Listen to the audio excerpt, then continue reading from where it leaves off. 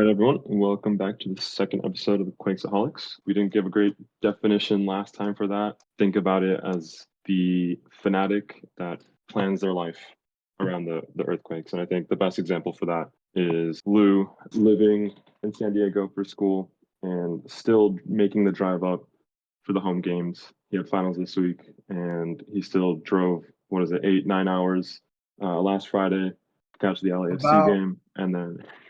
And then straight after the match, drove another 7, 8, 9 hours back to San Diego to go study the like next day. 7. Yeah, it's No chill. traffic, no traffic when you're driving at 3 in the morning. No, not at all. Just me. Nice, Yeah, and nice. I think even saying that I planned it would be a bit of a overstatement, but I mean, there's really no plan. There's no decision to be made. Like if the Quakes are playing LAFC at Levi's, I'm gonna be there. No thought is needed. You gotta plan finals around the Quakes. That's how it's done. Exactly. Yeah. And hey, I was pretty close to just going to the. I mean, we'll touch on it, but the Roots game later. But But you had finals like 2 hours that before day, kickoff or something like that. You would have had just enough time to write your name on the test, turn it in, get on a plane, and maybe yeah. make it for the second half. Cool. Okay. So, yeah, today we definitely want to touch on LAFC, talk about Roots, first Open Cup game of this year for the Quakes. And then the main topic that we want to talk about this time around is how we should approach Open Cup and how to balance that against MLS. So yeah, let's get into it. Let's talk about LAFC. With you actually being at this game, I'll let you start off and kind of talk about your thoughts about the game, the environment, atmosphere, all that. I remember at the beginning I was a little bit worried because there weren't that many people. It was raining that day for I don't know why, but the past 4 times I've gone back up to an Earthquakes games, it just rains for some reason. But by the time kickoff came around, it was pretty nice. I would say it was like pretty dang close to perfect soccer weather, like low 60s. And yeah, during the warm-ups and stuff, I was surprised at how empty the stadium looked, but I think by the time I remember like around like the 20th minute or something like that, I was kind of looking around and kind of surprised. Like, oh shoot, like no, it did fill up. And I remember we there was posts that the Earthquakes made about how they sold what like 40,000 seats or something like that. Yeah, the atmosphere was good.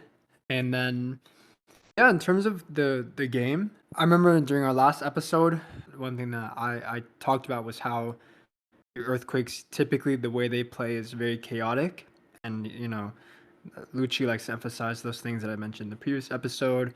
Things like intensity, having a lot of speed, having a lot of press, a lot of intensity.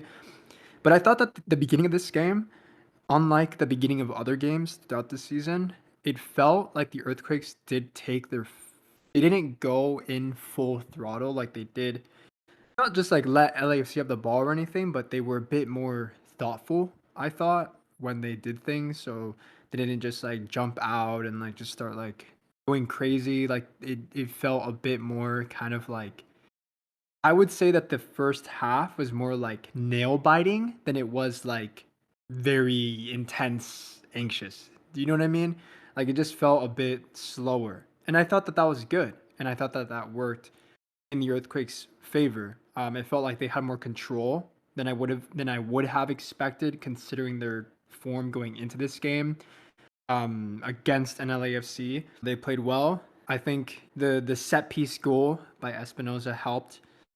I think it was good to see Hernan Lopez as well. He looked really good. What I did like, and this is something that we've seen many times now, is Jack Scahan in that kind of like false 9, like 10 position, because I felt like the Earthquakes would be sitting back and would be kind of just like moving the ball around, not doing anything too crazy, keeping maintaining control. But the second Jack got the ball and was able to turn, he immediately was going at goal, looking for Espinoza, looking for Pellegrino, taking a shot on himself. I thought that he looked dangerous, and I thought that it was good to have a bit more control, but then have a player that you know when he gets the ball, okay, we're gonna immediately go in to kind of like put the foot on the gas and to just go at LAFC. I think that that's that was good, and I think that it's good to have that mix of control, but then have those players or those stages in build up and play that it's time to switch on and start being direct. I thought that Jack Scahan had a good game, played very well. And then, of course, it was also really nice seeing Hernan Lopez training before the game, seeing Hernan Lopez like even during halftime. I remember that I saw him and Nico just kind of kicking the ball around, and then one of the trainers goes up to Lopez, whispers something in his ear, and then he takes off and goes to the locker room. Then that's why I was like, okay, we're gonna see Hernan in the second half. And another thing too, another contributing factor to that, I think, is the fact that Jack Scahan got a silly yellow card. He just like kicked the ball away. He got a yellow for that. And I don't know if you remember, but there was a few times where Jack Scahan would go into a challenge, and that'd be kind of like he had I think one or two where it was like because he was already on a yellow card, it's not a second yellow, but it would have been a first yellow had he not already had one.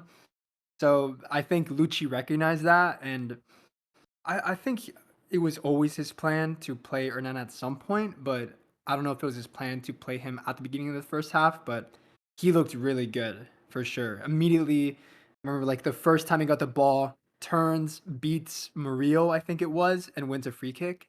I thought that those opening 20 minutes or so, the Earthquakes looked really good.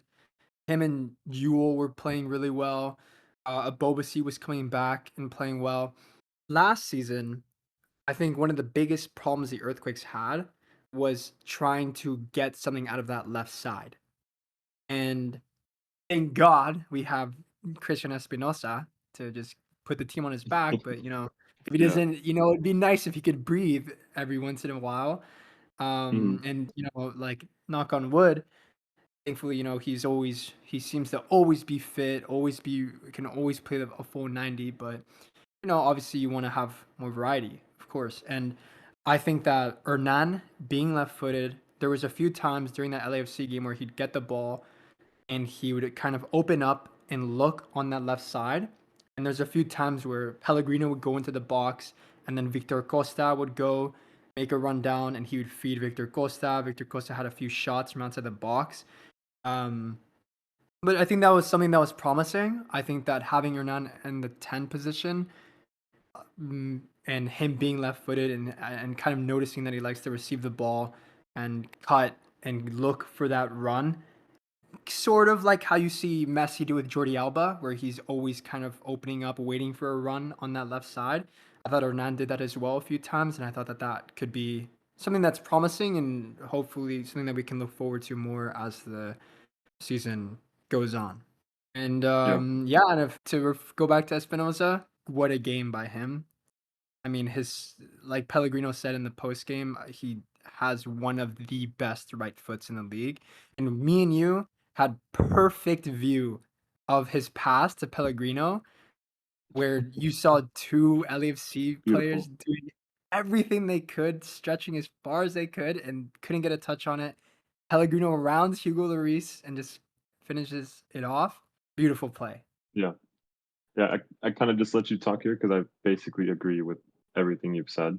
I mean, it's every game is the same thing, right? Like Yeah, if he puts it's the team on his crazy. back. It's like it's kind of like a cliche they say about like certain players like that are very repetitive. I know they said about like yeah, very a lot of other players where it's like sometimes like a player that has like a signature thing, and you think like they're gonna catch on, but the thing is, it's like he always that's like where like his genius comes in, or what makes him such a good player is that he can just keep doing the same thing, and like it just takes one moment to give him a little bit of space, and that's all he needs to make that cross. Mhm. Yeah. And then I think the only thing I want to add on to that is I felt obviously had a really, really good game. Mhm. Played really well. And we talked about this at the game too, that Yes, it it seems like Ebobisse, when we have big games, he plays to the height of the game. he shows up. And Yeah, no, he yeah, shows up. he shows up. He shows up. And at least personally, I value that so much. So props to him. I mean, props to Mhm. the whole team. I definitely think everyone really showed up and played to the occasion. the subs that came in as well. A lot of really good things, and I think it was this moment right here after the third goal went in where it hit that we were just dominating them. It Yeah, felt when we get those early goals, obviously we celebrate yeah, them, but there's always that question in your mind of, oh, did we get lucky? Like what happened? But no, like 3-0, that is convincing.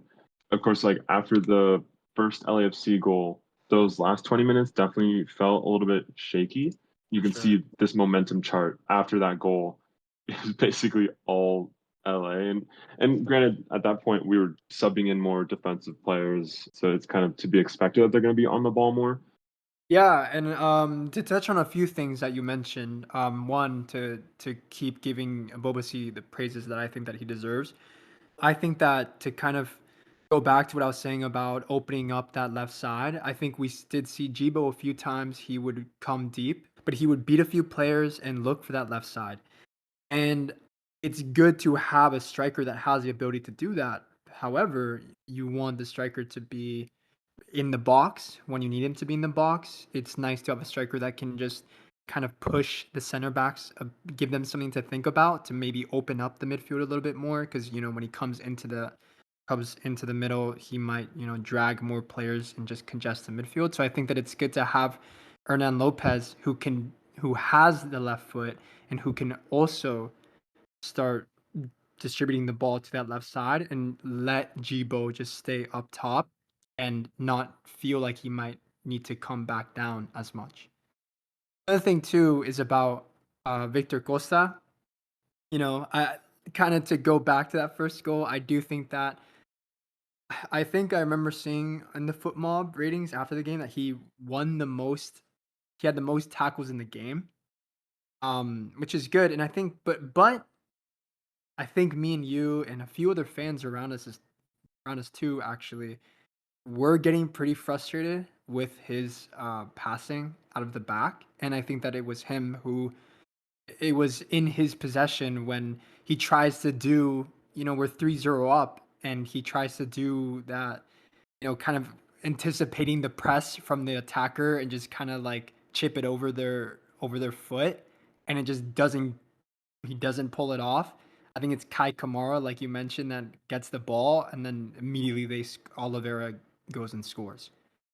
So that definitely was Yeah, frustrating, but it's also good to see that something like that can happen. And how many times before have we seen that kind of thing happen? And we're like, okay, like we know what comes next. Like just a matter of time before they LAFC get a second, and then they only need one more. And like we've seen that happen so many times this season. But I thought that LAFC did have that possession, and but didn't really have too many clear occasions on goal during those last 20 minutes. And another player too that we haven't mentioned yet is also William Yarborough. I think William Yarborough definitely had a really good game. And there was that one shot from outside the box that me and you had a perfect angle of too from where we were sitting where I forget who it was. It might have been a Tuesta or someone where he tries to curl it into the far post from the left side, and we see and Yarbrough makes the save. It was a good save. It was going in for sure. I thought that William Yarbrough also had a great game against LAFC. yeah, definitely. When I did my notes here, I tried tracking man of the match, and this is just purely my opinion. Uh, Mhm. Espinosa for sure, but I put Yarbrough in parentheses because he played really, really well, especially in the second half. And then my not man of the match, I did put down Costa, and a big Yeah, part of that was because of what we talked about. You look at these numbers, the duels lost, 4 duels lost, and we got punished for those. And I definitely think defensively, solid player. But when we see these duels lost, those are the moments where I'm like, oh, I really miss Murray in that position because Murray offensively, I think provides a lot more, but it's always yeah, that balance of playing the better defensive player, playing the better offensive player. And luckily we got it right at the end of the day, and that's all that matters. So props to everyone that played. yeah, definitely. All right, yeah. So let's transition into the Roots game. First game, the Open Cup. I was there, like we mentioned. Unfortunately, Luis was not able to be there because of finals. And I don't know if everyone in the stadium had finals, but it was very very empty when I got there. Let me pull up this picture. So this picture right here is when the players are warming up. So this is more or less 20-30 minutes before kickoff, and as you can see, there's so few people in the stands. And yeah, it's a Tuesday night. Yeah, it's Open Cup. I think Quakes fans didn't give this game the respect it deserved, but Oakland Roots supporter group did come out. They came in through their like away entrance, and when they came in, the ultras weren't out. I think Seismic Union was still setting up, but Roots, they came ready to party. I was hearing them, and there was very few Quakes fans in the stands at that point, and I was like, wow, they really showed up. They brought drums, they brought flags, everything. They got in their section. They were loud before the game. They were pretty loud for the first 20 minutes of the game. And then after that, it died down pretty sharply. And our supporter groups do what they do best, and they supported for the full 90. So massive props to Seismic Union, to the Ultras showing up on a Tuesday.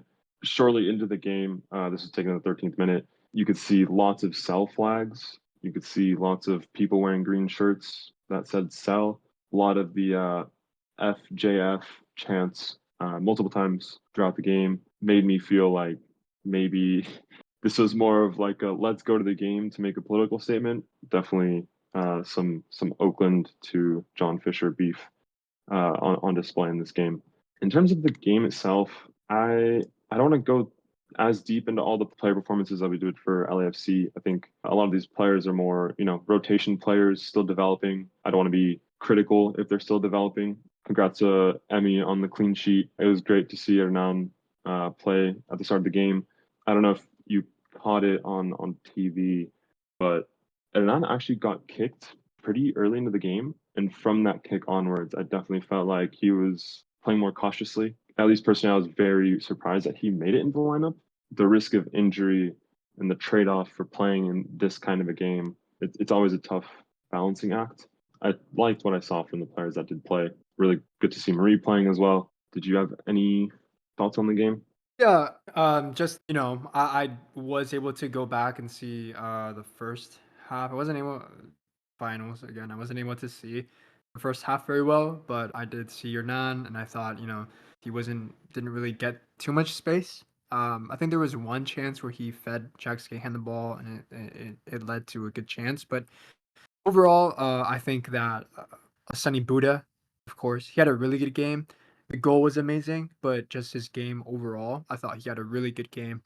And yeah, I also thought Nico had a good game. I thought it was good to see Nico get 90 minutes, and I thought that during the last 30 minutes of the second half, the way Earthquakes were just controlling the ball, I think a big part of that was thanks to Yule coming in during the second half and him and Nico just being able to just kind of pass their way around Oakland Roots, especially after that red card. Yeah, definitely in the first half, I agree with what you're saying about Oakland were really good about having two, three players marking whoever had the ball. And it Mhm. felt like our midfield was definitely getting congested. Yeah. You could kind of see that hole, the void that was created by Espinosa not playing. Because when the midfield gets congested, we can always go wide, run it down the flank, and then, whip it across. But I still feel like our wingers played well. And yeah, but overall, I'm very happy that we showed through this lineup that there was an intention to win this game and to take this cup seriously. I think it's very easy for Lucci, for the front office, to say, "Hey, yeah, we're taking these games seriously. We take every game one game at a time." The typical things that we hear in the press Yeah. conferences. But these selections, I think, speak louder than the words, especially playing Hernan. So yeah, that was the Roots game. Very happy with the 1-0.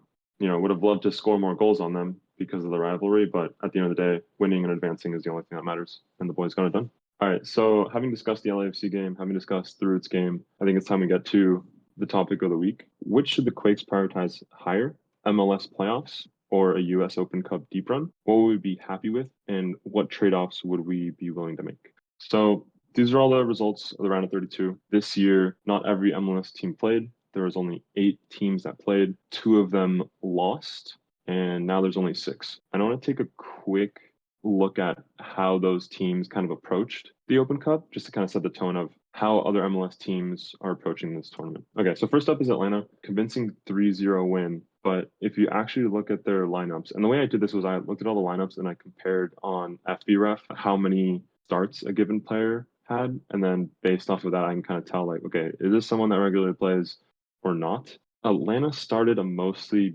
second team, but then they did sub in players from the first team. Seattle was a team that, in my opinion, did not take this seriously. You look at this lineup, these aren't really starters. And then if you look at the bench, also not starters. They didn't have Ruidiaz, they didn't have Roldan, they didn't have Reagan, they didn't have Morris. Taking a look at Kansas City, they started with all their big names on the bench, but then they did slowly sub in throughout the game, especially after their first goal conceded. Next up is Dallas.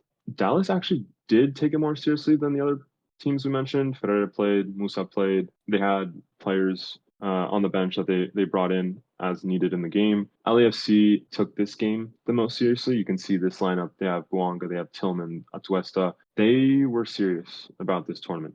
They did not hold back. Lloris got rotated out. I guess he conceded too many goals against us, so had to pull him out for the match day.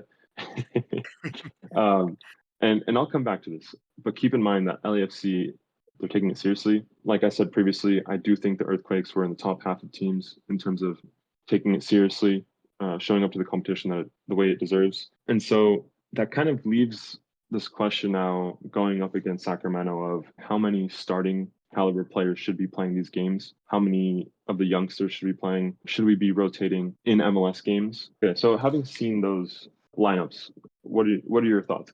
This is new to me as well. I remember on the day that Earthquakes played, which is hearing about Houston getting knocked out. But when you said like only like that two MLS teams get knocked out already, I was like, wait, what? And then I realized like there was still the other day, and I just now realized that Real Salt Lake got knocked out. So Yes, yeah, yes, and they did start Diego Luna, so there was intention there. It's not like they just put out a bunch of kids and then lost. yeah. I think that I think what you said about LAFC is definitely something to take a note of. I think that I was kind of thinking too while you were talking in terms of thinking about winning something. I think we both know that uh, LAFC and their fans kind of expect them to be competing. And I think that LAFC, they do have that pressure to be competing for trophies, so I can see from that aspect possibly that there's a bit more pressure that they feel to be competing, to be actually trying for a tournament like this. Like you said though, I think that differences in how other MLS teams are approaching it, but I do think that the Earthquakes did take it pretty seriously. And I do think that it's to be expected and actually a positive to be playing youth players. The Earthquakes are trying to kind of solidify a reputation of developing players. Could possibly throw in Marcos Lopez in there, Cade Cowell, of course. We have some other players that have been called up to the youth national team. The Earthquakes obviously just invested a lot of money into a brand new training facility, and a lot of that is going to be allocated to helping the youth. So I do think that having youth players is good and it's important. But obviously, I still think that Earthquakes should be putting that seniority into the lineups to make sure that we have control of the team, control in the team, and have some experience in there as well, of course. That being said, to kind of go into the game against Sacramento, how would you approach that game specifically? Yeah, that's a good question. So let me go big picture first. This is what's left in the tournament: round of 16, quarterfinal, semifinal, and the final. So there's only 4 games between us and potentially lifting a trophy. It's hard to balance against MLS right now because of where we are in the standings. And so I think this is going to be a really tough balancing act of how do we try to make it into playoffs while also taking Open Cup seriously. I personally don't believe we re-signed Espinosa last year and signed Hernan Lopez this year with the idea that we want to win Open Cup and that is the bar. I think the bar is making playoffs. And from what we've heard in press conferences, what we've heard from Lucci from the front office, what we've seen in the record transfer, those are words and actions that point to, hey, we want to be in playoffs, not in this play-in game, but actually in the playoff spots and preferably hosting a game. I think that is probably what the bar for a successful season is from the Quakes perspective. And I think that's how it should be. Obviously, they can still make playoffs. I do believe that. There are plenty of games left. And with what we've seen in the recent 3 games, the form is really great. I think the vibes are really up with Hernan having joined the team. And from what we've seen from him, he has a lot of magic on the ball. And that magic can definitely get us into this 9th or 8th spot. I don't think hosting a home playoff game is realistic. I'm still going to go into every game thinking we're going to win. Obviously, I'm a fanatic for this team. But looking at it more objectively, I think this 8th, 9th is probably what the target is. But that's still a difficult target. Comparing what we needed last season, 44 points, that was what we needed to get 9th. I'm going to make a very, very hand wavy assumption that 44 points is what we need this year. Whether you agree with that target or not, I mean, that's kind of up to you. But if we take that 44 as the target, that means we're shy 37 points. And we have, I believe, 22 matches to do that, maybe 23. What that looks like is getting 11 wins and 4 draws, or some kind of better combination, like 12 wins and 1 draw. And that basically means we have to win a little over half of the games left. And if I'm not mistaken, we have 13 home games left to do that. So if you look at last season's performance, if you look at just generally Lucci's away track record, and of course this can change with Hernan. This is, looking at previous numbers. Our away performances aren't great when it comes to, bringing back points home. We got 2 wins last year on the road. We got a lot of draws, so we can definitely get those draws on the road. But you're still looking at winning 11 or 12 games at home out of 13. And so if you're going to give the respect that the Open Cup requires to make a deep run, we're going to have to make a trade-off. And I think that trade-off is rotating players in key matches in the MLS schedule. And so when we're keeping these dates in mind, and then we're looking at the schedule. So for round of 16, that's against Sacramento, we play May 21st. 3 days before that, we host Orlando. For the quarterfinal, should we advance, we have a home game against Chicago on July 8th. And if you look at the way geographically the games are aligned, the most likely candidate to be playing in the quarterfinals would be LAFC. And again, we played July 8th. They played July 7th. So they get an extra day of recovery. And so if we want to go into that game to win that game, based off of what we've seen in the last game where they played Buanga, Atuesta, Tillman, I think they're doing a full lineup. And if we want to win that game, again, assuming we make it that far, assuming we beat Sacramento, knocking on wood, I think we're going to have to rest to show up to that game properly. And so you're already giving away one of your 13 home games, which doesn't leave much room for error in terms of our home performances. And again, that's winning those games. It's a tough, for me, a tough climb. I think it's doable, especially, every game that we win on the road gives us more breathing room at home. But to show up to the quarterfinal properly, we're going to have to probably be okay with giving up MLS points. And then again, if we make it to the semifinal and the final, right before the semifinals, we would be playing at RSL. So if we rested players and didn't get a result on the road, that's okay, because I think the expectation is to get results at home. And then for the final, I mean, if we make it to the final, I would hope that the match before that, which is against St. Louis at home, we rotate everyone, because no one's going to remember if we beat St. Louis or lost to St. Louis if we're playing a final 3-4 days later and we win that final, And so all this is to say that if we want to make a deep run, we have to be okay with giving up points. And with where we're at in the season, giving up points makes playoffs very, very difficult. That being said, I think this is the year to go for it. We're in a deep hole and we have kind of nothing to lose and everything to win. If we go back to listening to everything that Lucius said, and when especially when he got here, when he first started, his goal was always a trophy. And we've heard that multiple times. And we've heard the players say these things. We've heard the front office say these things. And I think with the road that we have in US Open Cup, and I'm not saying it's easy, it is going to be very difficult, especially when we're playing away. And I'm not assuming that we're going to beat Sacramento. I think that would be a terrible assumption to make. I think Sacramento's going to be a very difficult game. But when I look at it as, okay, there's 4 games that we have to play well, compared to, okay, there are 13 home games. We have to play well in 12 of them, or we have to play well on the road. We do have favorable away games left in the season. We play at Montreal, we play at Seattle, and we play at New York City FC. And again, this isn't me saying that those are guaranteed points by any means. But what I'm trying to say is that there is leeway to not play perfectly at home if we capitalize on those favorable away games. And so that's kind of my perspective. Making playoffs would be the success metric for MLS, and that is playing almost perfectly in at least half of our games versus no, let's just lock in, get those 4 wins, and we have an Open Cup final. And yeah, I've been talking about winning Open Cup, but even if we made it to a final, even if we made it to semifinal, I still think that would be a successful season. I don't think that like if we miss playoffs but we make the semifinal Open Cup, personally, I would be okay with that. I would say, okay, you know what? Like we didn't have we didn't have our DP10 for the first 10 games, and that was that. I'm not going to hold the whole team accountable for not having a full roster.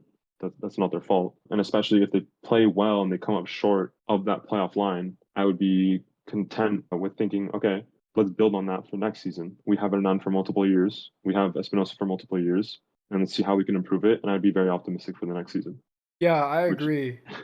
which I Yeah, guess I no, didn't answer your question of how I approach Sacramento. I think I just went big picture, but yeah, realistically, I'd say we get a couple changes compared to how we played against Roots. I think I would try to reinforce the defense. If I could have it my way, I'd have Marie play the 90 and then have Costa and Acapo both play 45, and then Marie would just switch sides at the half. And then I'd ideally want either Rodriguez or Bruno Wilson at the center back. And I think even if we don't change anything in the top half of the field, that alone would give me a lot more confidence for the Sacramento game. yeah, I agree with a lot of what you've said. I think that Earthquakes should be putting their eggs into the U.S. Open Cup, and I don't think that we're completely out of the playoff race. To be honest, yes, we're last in the West, but what we saw last season, you can already kind of see now is the point differentials between making playoffs or not are gonna come down to a few points, and it's not like Earthquakes, with that win against LAFC, with that draw in Nashville, yes, we're last, but the difference isn't that big, and I think that a lot can still happen. So I do think that they can and should have the desire, of course, to try to push for the playoff spot. I don't think that it's time to just write it off MLS completely. But with that being said, I do think that if push comes to shove, they should be doing what they can to get results in the U.S. Open Cup. That doesn't mean that they can't play any youth players, of course. They still should. We can still see, the likes of Benji starting games, Nico starting games, like you said, Paul Marie starting games would be nice. Beeson starting games, but they should be, having strong players on the bench, having Espinosa start. If he doesn't start, having him on the bench, having Hernan start or on the bench. And yeah, I think that they should be really trying. Yeah, like you said, it's the round of 16. It's going to be difficult, but 4 games and we'd be in a final, right? So yes, we'd have to win 3 more games and then we'd be in the final. And honestly, I mean, 2 of the teams are teams that we've already beat this season, right? Sounders and LAFC. So, and Correct. it's definitely possible for sure. They can do it. And not, yeah, we might have delusion, but I don't think that thinking that is delusional. I think it is Yeah. realistic. And but, of course, all of that only really matters, I guess, if we get a result in Sacramento, which I mean, me and you should know firsthand is definitely not a guarantee. And to be fair, I don't think the players will think it is. I think that Lucci knows what happened at Sacramento. He mentioned it directly during the press conference after the Oakland Roots game. And, Sacramento are undefeated in the USL. They're a team that, if MLS had promotion relegation, I think a lot of other people would imagine they'd probably be in the MLS right now. They almost became an MLS team not too long ago. So they're a good team. And to play there, it's an intimate stadium. It's small. You can feel the fans. I think the fans will be up for it. It's going to be a difficult game for sure. But, obviously, we are the MLS team. We are going to be the favorites of that game. But to be the favorites, you have to have the players that, justify those odds. And they have to put a competitive lineup, and that means maybe a few youth players might be bummed out that they can't play as many youth players as maybe we would like to. That also means that we might have to risk the health of certain players, but I do think that, like you said, this is a competition that we actually do have a chance in competing in. This is a competition that where we could actually win something, and like you said too, there are only 4 games to get to the final, but I think that is, as long as Earthquakes play competitively and actually go and try in Sacramento to get a win. If they do get a win and then they go to play against LAFC and they try to get a win there. And even if, maybe at LAFC there's something happens and we lose in overtime or whatever, I think as long as the Earthquakes are actually trying, I think that, I would be happy. That's all we can really do, right? But, Yeah.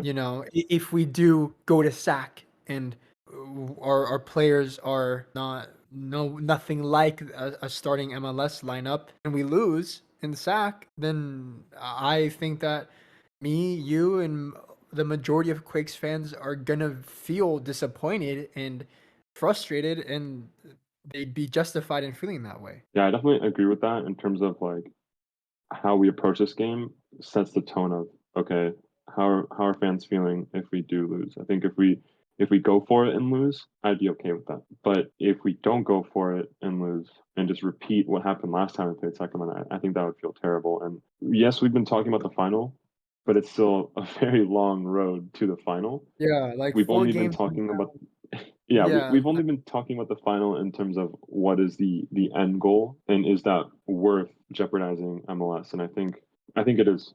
It's what I think we've both been saying just in different ways. There's only 5 teams in MLS left in this, and it's not even guaranteed that we'll be playing an Open Cup next year with the new format. And I think all the MLS teams that are in this kind of see it that way, and especially like we said, LAFC is definitely taking this seriously, and we just beat them and we beat Sounders, like you said. And sure, Dallas, we lost, but that was on the road and it was in the last minute and it was the first game of the season and we didn't have it on.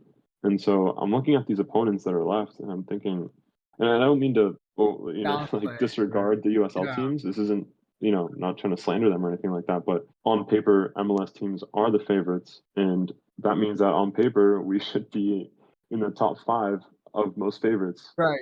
And But of course, it all the us being the favorites is under the pretext that we, on paper. But if we yes, go and put out an inferior lineup, then we can't just win by being the MLS team, of course. And I mean, nobody knows that better than me and you, who have been to Sacramento, who have been to yeah, Monterrey, and we know yeah. how crappy it feels to go out in games like that because they don't take it seriously. Yeah, yeah. And Sacramento is a hard place to play in. I remember when we went, I genuinely was like, wow, this supporters group is close to the level of Timbers Army and the 3252. It's a serious supporters group and it's not easy to play in front of that crowd. It's a very intimate Yeah, stadium. no, it's a very intimate stadium. The crowd is it's the bleachers are they're right there. They're right on you can't even you take a throw and you look behind you and a guy's eating nachos right there. You could smell the nacho cheese dip. Like it's very intimate stadium. Yeah. But I mean, ultimately, if what we've been hearing is true from Lucci and the FO and the players, and they want to be competitive and they want to be taken seriously, I think this is the opportunity to prove to fans that they're taking it seriously. And we'll Yes, see. We'll see what happens in Sacramento. Um, Again, we play Orlando, I think 2 or 3 days before that. And so when we get to that Orlando game, when we see the decisions that are made in that lineup, I think that'll also be a good temperature check of for sure. how is Lucci actually feeling about the Sacramento game. I agree. So yeah, towards wrapping up, I think the vibes right now are really high.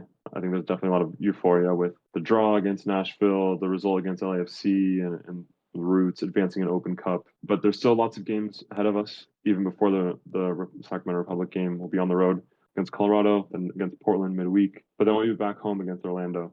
Yeah, I hope that we take Open Cup seriously. I hope at least for the Sacramento game, we don't make too many sacrifices for that Orlando lineup. But if we get past Sacramento, I think we go all in on Open Cup, and if it's LAFC, it'll be a very difficult match. But we just beat them, and I think we can beat them again. Yeah, to kind of piggyback on that. Obviously, right now, the past few results have been kind to us. It felt good. The LAFC game felt good. We were in control for the majority of it. The Oakland Roots game as well. Started off a little shaky, but near the end, very much in control. And yeah, Colorado is going to be difficult, but in terms of the Sacramento game, I think that whoever it is, I want Lucci to try to put in a competitive lineup. But above all else, too, I want to see the players trying, whether it be the youth players, whether it be the senior players who might also kind of see like a Mickey Mouse tournament. I want no matter who's on the field, at the end of the day, like once that the whistle is blown to start to begin that game, whoever it is, I want to see effort, and especially as a Quakes fan, I think that's what we want to see is effort, and as long as you give us that, then we'll be happy. Yeah, we'll hope for the best. That's all for this episode. So yeah, if you made it this Yeah. far, thanks for listening, and we'll catch you next time. See you guys.